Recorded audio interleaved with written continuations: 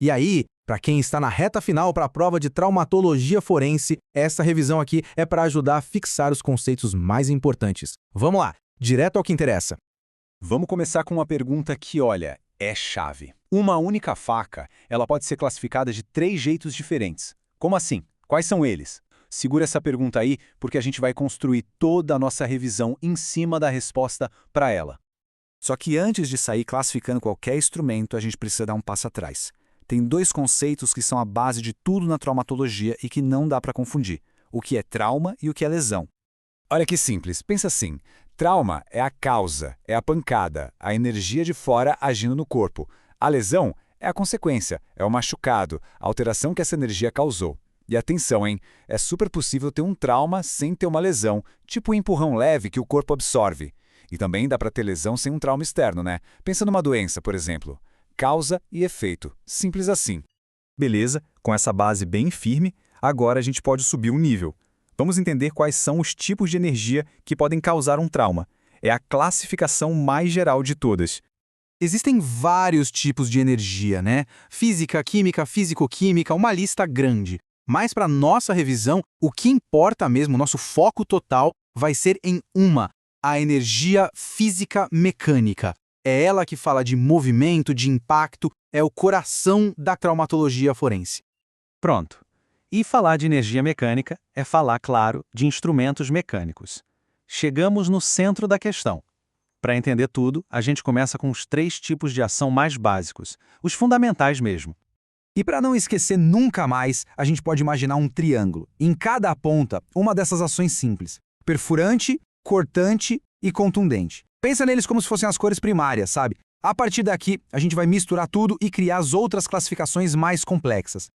Começando pelo perfurante. A palavra mágica aqui é ponto. A ação acontece num ponto. O instrumento não rasga, não corta. Ele afasta as fibras do tecido para poder entrar. Imagina uma agulha. Como a força está toda concentrada ali, naquele pontinho mínimo, precisa de muito pouco esforço para perfurar. Agora, o cortante. Se o perfurante age em ponto, o cortante age em linha. Essa linha é o que a gente chama de gume. Mas o segredo, o que define a ação cortante, é o deslizamento. Precisa ter esse movimento de deslizar o gume sobre a superfície para cortar as fibras. Peça numa navalha, é exatamente isso. Fechando o triângulo, veio o contundente. Esse não tem ponta, não tem gume afiado. Ele age numa superfície, num plano. O estrago vem da massa, da força bruta. Pode ser por pressão, por batida. Pensa num soco, num martelo, ou até mesmo o chão numa queda. Todos são instrumentos contundentes. Certo. Perfurante, cortante e contundente. Com essa base sólida, agora a gente pode complicar um pouquinho. Vamos ver os instrumentos compostos, que, como o nome diz, misturam essas ações básicas. Lembra daquela pergunta lá do começo, sobre a faca? Pois é, a resposta está aqui. Uma mesma faca. Se a gente desliza o gume, a ação é cortante. Se a gente usa a ponta para perfurar numa estocada, a ação é pérfuro-cortante. E se a gente bater com o cabo, ação contundente. Moral da história, o que define o instrumento não é o objeto em si, mas o jeito que ele é usado. Isso é fundamental.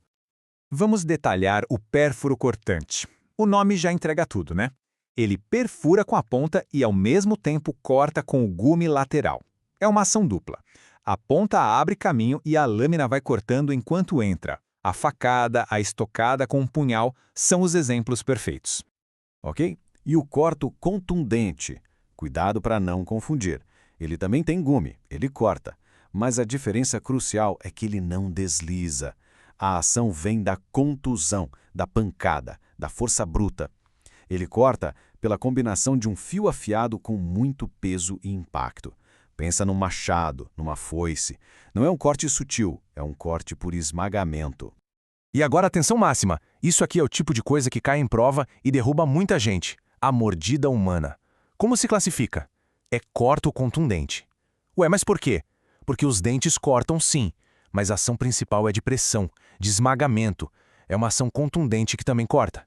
Pega essa dica. Agora um que parece um paradoxo. O pérfuro contundente.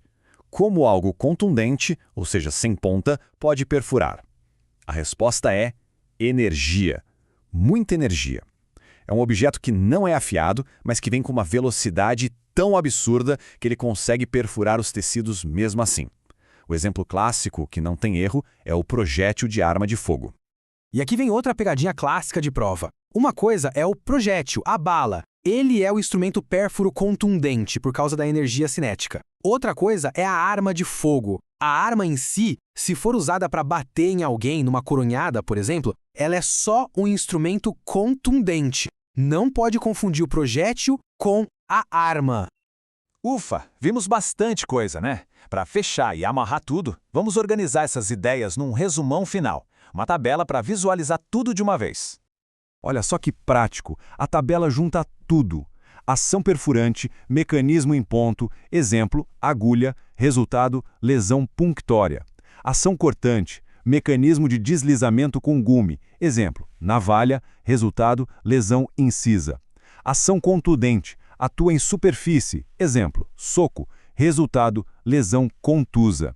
E a mesma lógica vale para os compostos. Aqui a gente conecta o tipo de instrumento com o nome técnico da lesão que ele causa. É o mapa completo. E para terminar, vamos pensar num caso prático. Imagina um estoco, aquela arma improvisada de presídio.